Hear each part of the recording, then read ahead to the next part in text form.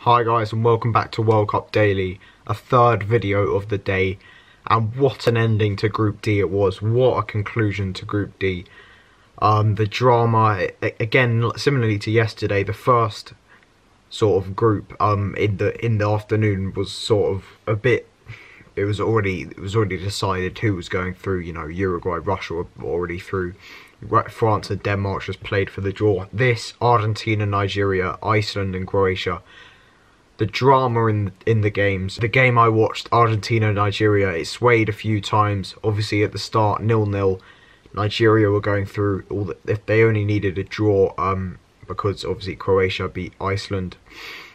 But first half, we saw the best of Messi for the first time in this tournament. We saw him come to life. We saw how good he is on the ball, how well he can dribble, how brilliantly he can pass the ball, and just the sheer brilliance of Lionel Messi we saw on the World Cup stage. And I was happy to see that. In the first game, in the first two games, they really struggled, particularly against Croatia, to get the ball for him. He kept getting frustrated and coming deeper and deeper and deeper, but we kept seeing him in these more advanced positions, mainly because of the introduction of a person I want to talk about, Ever Banega, who I made a video on earlier, if you haven't seen that, about because I was doing an Arsenal transfer update video. He's very close, he's presumably very close to joining Arsenal. I don't really think that's true, but I was very impressed with him. He was the difference for me today for Argentina, and especially in that first half. Argentina didn't really have any link between their defenders and midfield and Messi against Croatia in particular. Messi had to come deep for the ball, and they had no ball playing midfielder. But when Ever Banega came in, he was able to get the ball, turn and find Messi, and he was instrumental in that first half. Some brilliant balls through to, Higuain. But he really allowed Messi to flourish in this game. And obviously the first goal, well, Argentina's first goal, brilliant ball from Ever Banega over the top of the defence.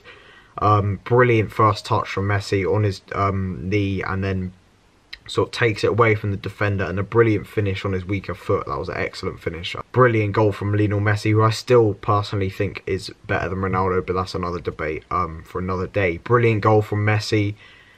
Argentina 1-0 up, and I think they deserved it off their first half performance. They were the better team. Nigeria struggled to get into any sort of rhythm, and Argentina dominated that first half. Hit the post with a Messi free kick. Higuain clearly nearly could have had it, or he should have scored. A brilliant ball from Messi through into Higuain. Didn't really get a connection. He was trying to chip Azuho in the Nigeria goal, but second half was completely different. Nigeria came out of the traps. They started really quickly. They got the penalty. Obviously, Mascherano hauled down, I can't remember who it was, but I think it was one of the centre-backs, Balogun maybe, for Nigeria. He hauled down one of their defenders. Definite penalty. He's got to be, it's just naive from Mascherano. We've seen previously in the tournament that this sort of thing is you're not gonna get away with this. They've got VAR, especially after Harry Kane in that Tunisia game. You're not gonna get away with hauling someone down from a corner. So it was a definite penalty. Up steps Moses, really cool, composed, calm, sticks it away, made it 1-1. And Argentina from that point struggled really. Messi was not having the same impact he did have in the first half. Higuain was really poor. Some of his movement was quite good, but he had one very good chance where it was cut back to him on his left foot. He's got to at least hit the target, and he blazes it over the bar. But they struggled to create chances. Obviously, they brought on two young lads, Messer and Pavon. I thought Pavon had some decent moments. He's also been linked with Arsenal. I thought when he came on, he showed a bit of skill and he was working hard. So he did show why we've been linked with him, and I think he would be a good addition. He looks like a bright prospect, but some of his end product was a bit off. I think I'd rather go with a more established player like a Gelson Martins, but he certainly looked like he had promise. But yeah, and then Argentina kind of struggled. Nigeria had a few chances on the counter. They could have had another penalty. Handball, I didn't think it was a penalty. It was a handball from Rojo, headed it onto his own hand. I don't know. It's very similar to the one that Portugal got given yesterday. I don't think it was a penalty. I don't think it definitely wasn't intentional, and I think that's the rule, so not a penalty. They also had another few chances. Zagallo came on at half-time for Iheanacho. Had a very good chance, which he should have probably cut back to someone, but he tried to bend it round the Argentinian goalkeeper, and he had another good chance, which was actually just after that handball from Rojo, where you possibly could have done better with the volley. I don't know. I think it deflected wide, or it may have just been a poor effort from Igalo.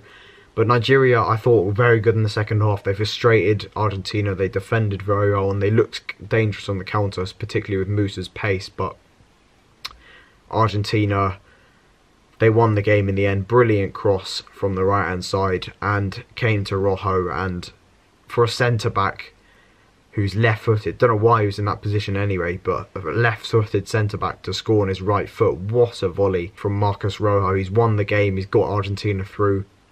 In the other game, Croatia had taken the lead, and then they conceded through a Sigurdsson penalty, so it went to 1-1, and then they scored the winner with Perisic. And from what I saw in the first half of that game, Iceland had a few good chances and actually deserved to probably be 1 or 2 up at half time. But in the second half, I heard it was quite frustrating for Iceland, and obviously Croatia got the goals, so Argentina went through.